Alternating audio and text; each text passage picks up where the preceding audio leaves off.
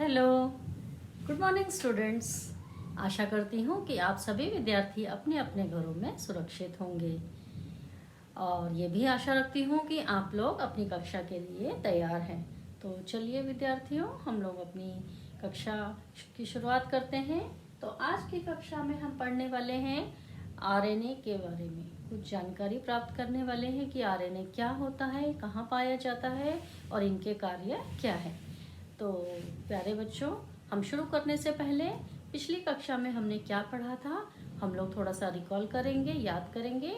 तो हमने पिछले क्लास में यानी पिछले वीडियो में हमने विज्ञान 2 का चैप्टर नंबर 2 प्रकरण दूसरा सजीवों में जीवन प्रक्रियाएं भाग 1 उसका चौथा वीडियो, उसका पार्ट ए, जिसमें हमने ये देखा कि डीएनए की संरचना कैसा होता है, डीएनए कहाँ होता है, और उसके बाद स्ट्रक्चर ऑफ न्यूक्लियोटाइड यानी न्यूक्लियोटाइड की रचना भी हमने पढ़ी।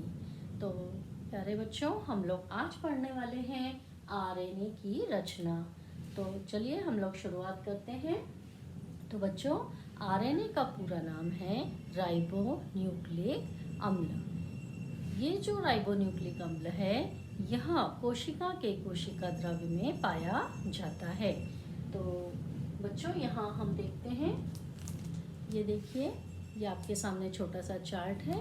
तो जैसे कि हमने डीएनए देखा था, है ना, इसके पहले वाले क्लास में, ये देखिए आप लोग, ये इस तरह से देखा था कि ये दोहरा स्ट्रैंड यानी 2 स्ट्रैंड होते हैं, द्विसर्पिल रचना है।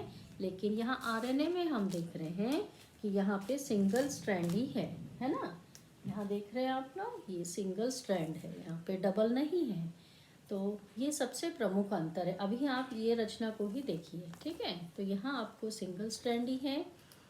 तो अब हम आगे बढ़ते हैं कि आरएनए में जो है राइबोज शुगर होता है, फॉस्फेट ग्रुप होता है और नाइट्रोजन युक्त पदार्थ। तो ये देखिए, जो हमने पिछले वीडियो में भी देखा था।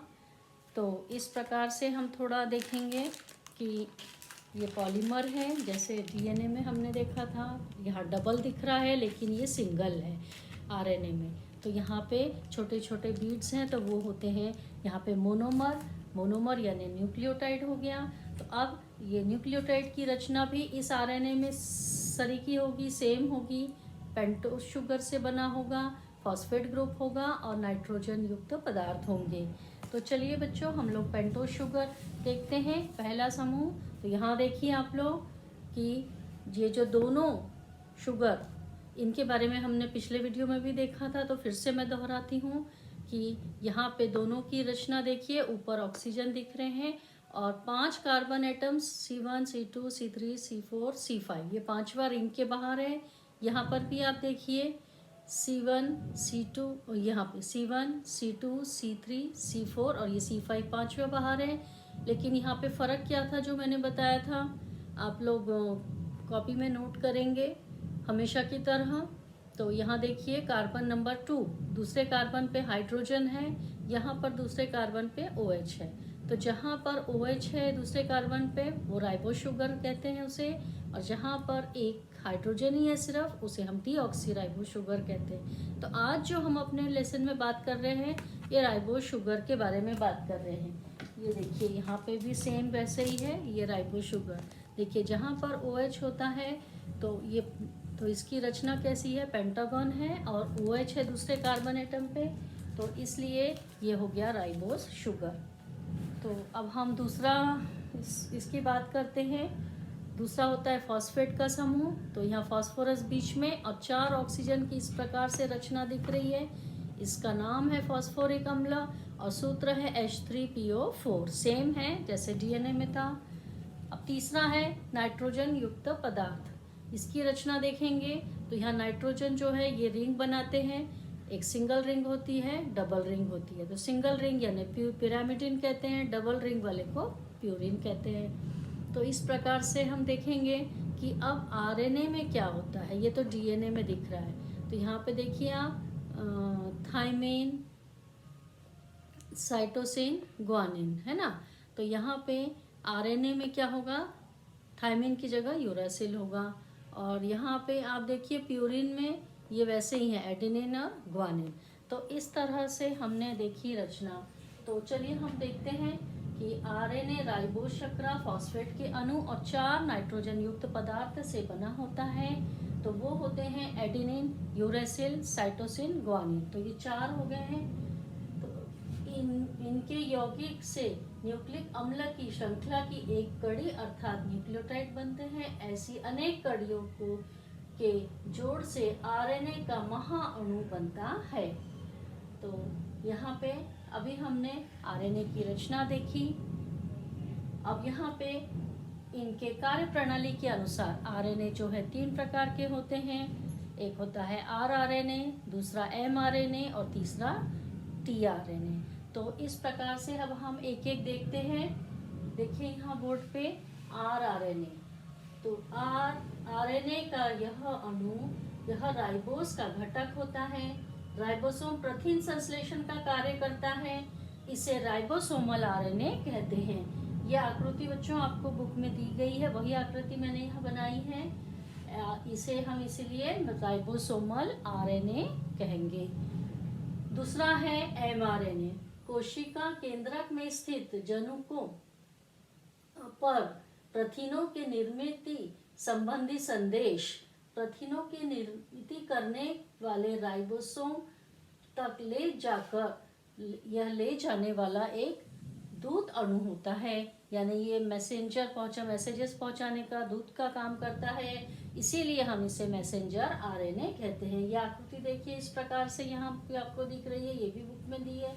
इस प्रकार की इनकी रचना होती है। अब तीसरा प्रकार है ट्रांसफर आरएनए। इसमें क्या होता है, एमआरएनए यानी मैसेंजर आरएनए। अभी जो हमने देखा, इससे एमआरएनए से मिलने वाले संदेश के अनुसार अमीनो अम्ल के अणुओं को राइबोसोम तक लाने वाला आरएनए का अणु होता है। तो यहाँ पे इसे हम ट्रांसफर आरएनए कहते हैं। यानी एक जगह से दूसरी जगह संदेश ले जा रहा है, ट्रांसफर कर रहा है। तो ये इसकी रचना है इस प्रकार की। ये भी आकृति बुक में दी गई है। अब बच्चों अभी हमने देखा ये 3 प्रकार के आरएनए है ना। तो अब आपके लिए एक प्रश्न है कि क्या मनुष्य में, मानव में भी आरएनए होता है क्या? आप इसका उत्तर बनाएंगे और मुझे अगले वीडियो में बताएंगे। मैं पूछूंगी आपसे कुछ और जानकारी। थोड़ा हम देखते हैं यहाँ पे। आरएनए उच्च आणविक भार का एक जटिल यौगिक है जो सेल्यूलर प्रथिन संश्लेषण में कार्य करता है और इसकी जगह डीएनए अनुवांशिक कोड के वाहक के रूप में कुछ वायरस में ऐसे इनमें पाया जाता है। दूसरा है प्रतिलेखन प्रक्रिया में आरएनए पॉलीमरेज नामक जाना जाने वाला प्रकीर्ण यानी एंजाइम द्वारा आरएनए को डीएनए से संश्लेषित किया जाता है। नए आरएनए अनुक्रम टेम्पलेट की समान प्रतिक्रिया होने की बजाय उनके डीएनए टेम्पलेट के पूरक होते हैं। फिर आरएनए अमीनो अम्ल अनुक्रमों के लिए एक कोड है जो प्रथिन बनाने के लिए संयुक्त हो सकते हैं। नेक्स्ट है आरएनए प्रथिन प्रकीर्णकों की तरह आनुवंशिक जानकारी को संग्रहित और प्रतिकृति कर सकता है। नेक्स्ट है आरएनए कोड, डिकोड, विनिमयन यानी रेगुलेट और जीन को व्यक्त करने के लिए उपयोग किया जाने वाला एक बहुलक भी है। अब आरएनए महत्वपूर्ण क्यों है, तो इसके 2 कारण है, वो हम देखेंगे। यह 3 प्रमुख जैविक मैक्रो अणुओं में से एक है जो जीवन के सभी ज्ञात रूपों के लिए आवश्यक होता है। जैसा डीएनए और प्रोटीन आवश्यक होता है, उसी के साथ साथ यह भी आवश्यक होता है। तो एमआरएनए की तरह कई प्रतियों का उपयोग कोशिका के प्रोटीन निर्माण तंत्र जैसे राइबोसोम के माध्यम से आनुवंशिक कोड को प्रोटीन में बदलने के लिए किया जाता है। तो ये कुछ उसकी जानकारी हो गई। अब इसके प्रमुख कार्य देखते हैं क्या है। आरएनए हमारे शरीर में राइबोसोम की अनगिनत संख्या के लिए उचित आनुवंशिक जानकारी को रिले करने के लिए एक दूत के रूप में सेवा करके डीएनए की सहायता करता है। हमारे शरीर के लिए नए प्रोटीनों के निर्माण के लिए प्रत्येक राइबोसोम द्वारा सही अमीनो अम्ल का चयन करना, यह भी आरएनए का ही कार्य है। तो ये हमने देखा बच्चों कुछ जानकारी किसके बारे में, आरएनए के बारे में।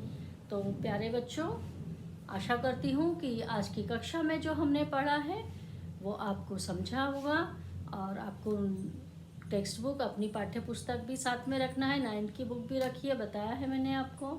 तो इस प्रकार से आपको पिछली कक्षा में हमने डीएनए के बारे में पढ़ा, आज आरएनए के बारे में पढ़ा। तो आपको एक प्रश्न है कि आप लोग इसका उत्तर जो है वो बनाएंगे, अंतर लिखेंगे कि डीएनए और आरएनए में क्या अंतर है। तो प्यारे बच्चों, हम लोग चौथे वीडियो का थोड़ा सा रिकॉल करते हैं कि हमने क्या सीखा। तो बच्चों, हमने यह सीखा कि जो है न्यूक्लिक अम्ल जो होता है ये कोशिका के केंद्रक में पाया जाता है। दोनों महत्वपूर्ण है, ये प्राणी कोशिका है, ये वनस्पति कोशिका है, दोनों आपको दिखाई गई थी। तो ये जो केंद्रक में होता है और यह पतले धागों के रूप में होती है इनकी रचना, जिन्हें हम क्रोमेटिन फाइबर्स कहते हैं। और उसके बाद में हमने क्या देखा बच्चों कि जो डीएनए है वो केंद्रक में है और आरएनए जो है वो कोशिका द्रव्य में है, लेकिन उनका संश्लेषण कहाँ, केंद्रक में ही होता है। तो यहाँ पे हम लोग थोड़ा सा और देखेंगे कि जैसे मैंने आपको अभी बोला ना कि दोनों के बारे में लिखना है अंतर। तो ये देखिए डीएनए और आरएनए इस प्रकार मैं आपको दिखा रही हूँ। तो डीएनए में आपको दिख रही है ये द्विसर्पिल रचना है, यहाँ पर आरएनए में एक ही है, एक ही स्ट्रैंड है। तो इस प्रकार से ये प्रमुख अंतर हो गया। फिर हमारा दूसरा अंतर क्या है बच्चों, शुगर का है ना, पेंटोज शुगर। तो डीएनए में डीऑक्सीराइबोज शुगर होती है, आरएनए में राइबोज शुगर होती है। वो भी रचना अभी हमने देखी और समझी है ना। तो यहाँ पे इस प्रकार से ये आपने रचना दोनों की देख ली। उसके बाद में नाइट्रोजन युक्त पदार्थ में देखा, डीएनए में एडिनिन, ग्वानिन, साइटोसिन, थाइमिन। लेकिन आरएनए में क्या होता है, एडिनिन, यूरेसिल, साइटोसिन, ग्वानिन। तो थाइमिन की जगह यूरेसिल होता है। और ये तो आपने अंतर देखे। इसके बाद समानताएं क्या हैं वह भी आप लिखेंगे। तो यहाँ आपका होमवर्क है, आप लोग नेक्स्ट क्लास तक ये पूरे जो अभी मैंने वीडियोस बना के डाले हैं उसका आप लोग अच्छे से अध्ययन करिए। और ये जो हम लोग वीडियो देख रहे हैं, सीख रहे हैं, यहाँ आपको पहला लेसन और दूसरा लेसन दोनों लेसन में मदद करने वाले हैं। तो इस तरह से आप छोटी छोटी चीज़ें अच्छे से समझिए, बार बार देखिए, पाठ्यपुस्तक पढ़िए और आप जो प्रश्न बताए जाते हैं उसके उत्तर कॉपी में बनाने की कोशिश करिए। तो प्यारे बच्चों, अब हम आज यहाँ पे अपनी कक्षा समाप्त करते हैं।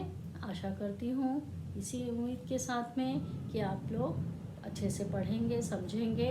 और ये सब नोट्स तो हमेशा की तरह अपने क्लास ग्रुप पे डाल दूँगी, बुक्स में भी हैं काफ़ी जानकारी, डायग्राम्स वगैरह। तो इस प्रकार से हम लोग मिलते हैं बच्चों नेक्स्ट क्लास में। Thank you students.